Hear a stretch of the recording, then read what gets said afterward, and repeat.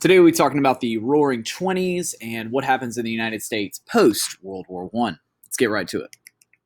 So, some of the problems that we see after World War One, we know that the Treaty of Versailles was rejected, that a lot of the Republicans were against joining the League of Nations, particularly. So, Wilson's kind of dream has failed.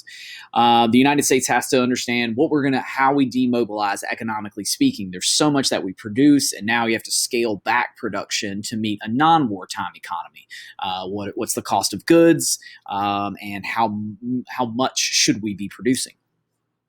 You're going to see increased racism and nativism.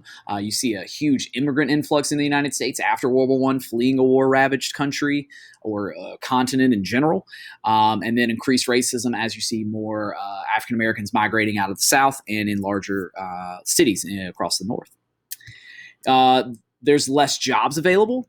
And because we're scaling back our economy, which leads to conflicts regarding labor. 1919, there's a series of strikes across the United States, and as a result of these strikes, labor unions particularly start to see a negative or have a negative public opinion, and a lot of that also has ties to communism as well.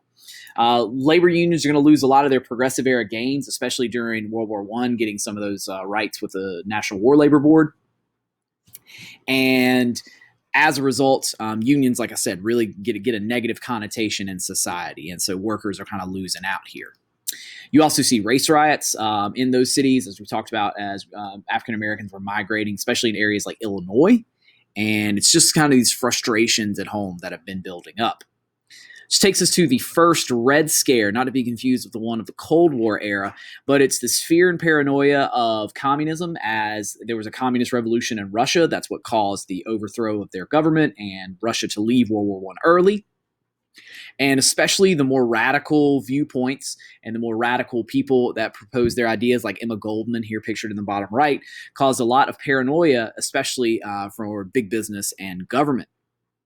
A. Mitchell Palmer, pictured in the top right, he is one of our leading secretaries in the Justice Department. He and his underling, J. Edgar Hoover, who's going to come into play later, stage a series of raids against radicalists, against these socialists, which is going to lead to a mass deportation of them.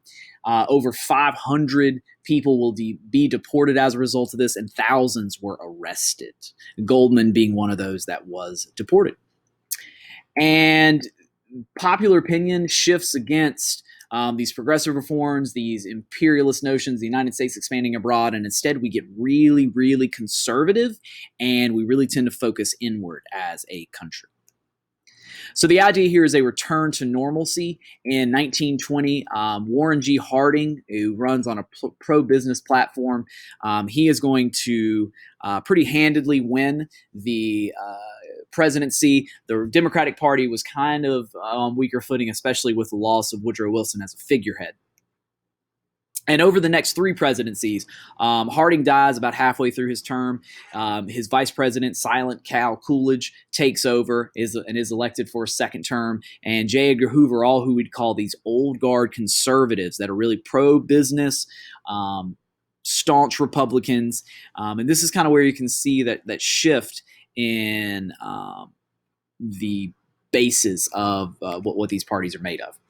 In the 1920s in general, this era is about economic growth, social developments, not necessarily socially progressive, but just society itself is changing. Everyday life is changing for people. We are booming in the 20s in the urban environments. The farmers and the laborers, the everyday lower classes are really struggling, but the middle and upper classes are having some of their best lives. In terms of foreign policy, the United States is isolated, but we have specific interests that we want to promote. We want to scale back our military spending. Charles Evans Hughes, the Secretary of State for Harding, wants to do that. One of the things they promote is the Washington Naval Conference, which succeeds in getting the major players around the world to scale back their navies so that it's a less of an aggressive stance abroad.